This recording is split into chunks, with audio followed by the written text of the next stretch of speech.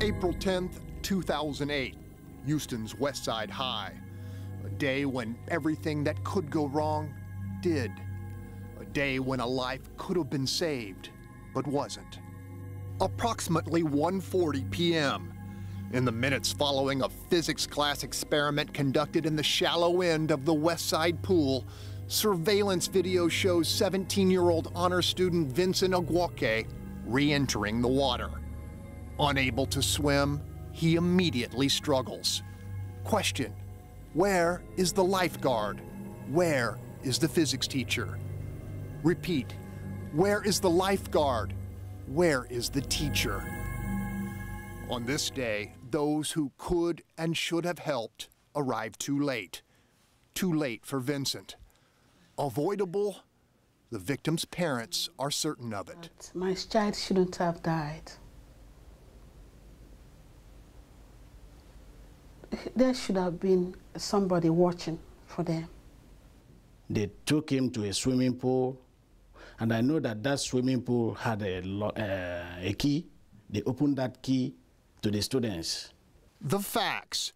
Westside had no lifeguard or water safety instructor assigned to monitor the pool, despite a city ordinance which states clearly it's the district's responsibility to have one. Based upon the video, the teacher in charge left her students unattended in the water. Finally, and perhaps most critically, even though parents were informed of the poolside experiment by email, the teacher and HISD failed to acquire written parental consent for children to enter the water, a potentially deadly environment. Why do parents send their kids out to public schools? Is it for them to be killed? There's more. You see, Vincent and Celestina Agwoke claim they specifically instructed Westside and HISD to keep their son away from the water. As proof, they offer this HISD athletic department pre-participation form. It asks parents to check activities from which their children should be excluded, clearly marked by the Agwokes: swimming and diving. They didn't do what you told them to do. They did not. And your son is dead.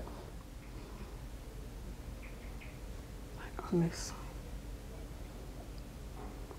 My everything. Because it's under fire in a federal civil rights lawsuit, HISD isn't officially commenting on the document. However, if they were willing to speak, district defenders would likely say this form is irrelevant because it's specific to athletic participation, was probably not available to the physics teacher, and was more than 2 years old at the time of the drowning. The Agwokes contend it's not only relevant, it's critical, as powerful evidence that they would have denied consent for their son to enter the water if the Westside teacher had only asked. This document's linchpin. It's integral to the story. It's integral to the case. Attorney Martin Serkeel represents the Agwokes. Not only did the parents not consent, they filed a specific document that says, don't let my kid go swimming and don't let my kid go diving. Sooner than later, tell the story and the truth, and then truth must always prevail. In the wake of Vincent's death and that of Anna Rodriguez, who drowned at HISD's T.H. Rogers Pool 2 months later, the district drastically altered its guidelines. In February of 2009, a lifeguard or a water safety instructor on duty was made mandatory whenever an HISD pool is in use. While many would view this change as a tacit admission of a previously flawed policy, HISD continues to contend Vincent's death was simply an accident beyond its control. The Agwokes see it differently. They believe HISD failed to provide the minimum safety net of personnel, procedure, and training, a failure that ultimately denied their son life and the pursuit of future happiness. I don't want any woman who has carried a baby to go through what I'm going through. No, Vincent.